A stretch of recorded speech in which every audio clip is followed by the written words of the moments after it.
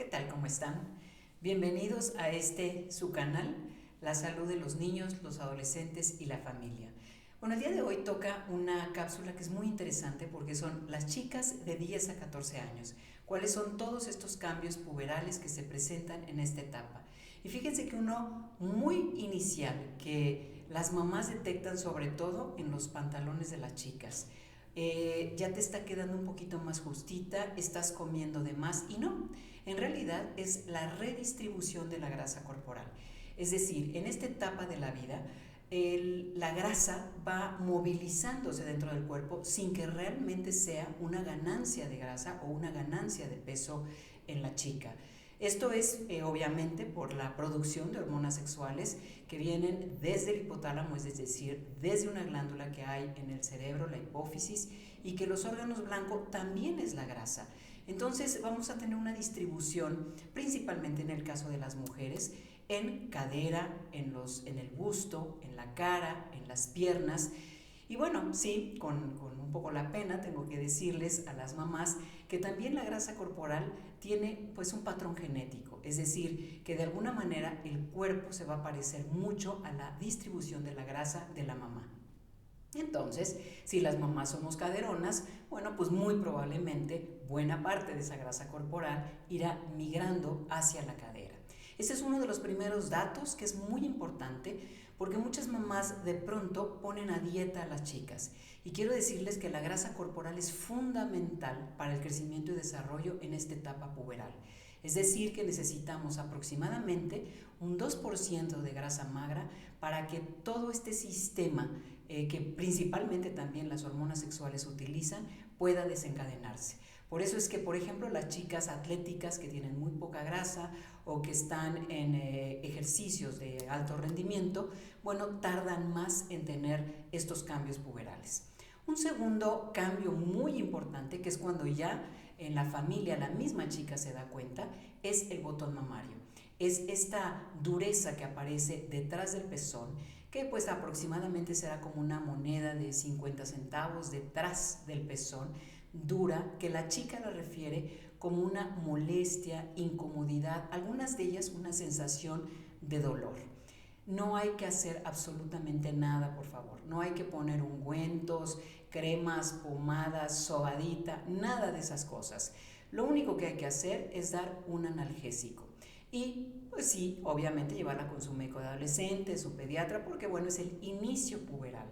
Muy importante, a veces hay gente que no tiene experiencia en la revisión de las chicas, en este caso, o algunos médicos, y supone que pudiera tener algún tipo de tumoración. Por favor, nunca resecar un botón mamario, porque aunque usted no lo crea, esto puede suceder también. Entonces, es un botón mamario que puede aparecer primero en una mama, 3 meses después, aproximadamente un mes después, en la otra mama o simultáneamente. Aquí no hay una regla. También en ese sentido el crecimiento de las mamas puede ser de pronto un poco más grande una, un poco más pequeña, es decir, un crecimiento asimétrico. ¿Cuánto tiempo toman en crecer las mamas ya con el tamaño de pues de la constitución de esa chica? Alrededor de 2 o 3 años. Así que por favor no hay que ni acelerar, ni preocuparse, ni mucho menos. Es fundamental. Ahí sí, si por ejemplo 6 meses después de la aparición del botón mamario no ha aparecido el otro botón mamario, por favor consulten a su médico, a nosotros, a los médicos de adolescentes. ¿Por qué? Pues porque también hay alteraciones que tienen que ver con la ausencia de algún botón mamario.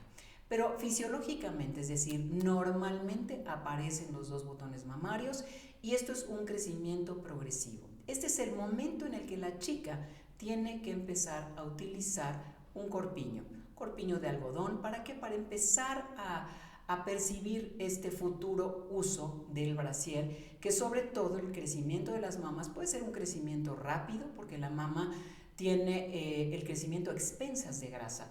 Entonces, este crecimiento rápido puede favorecer que haya ruptura del tejido, estas como rayitas blanquitas que se forman en el tejido, y de alguna manera el brasier le ayuda en esta parte del sostén.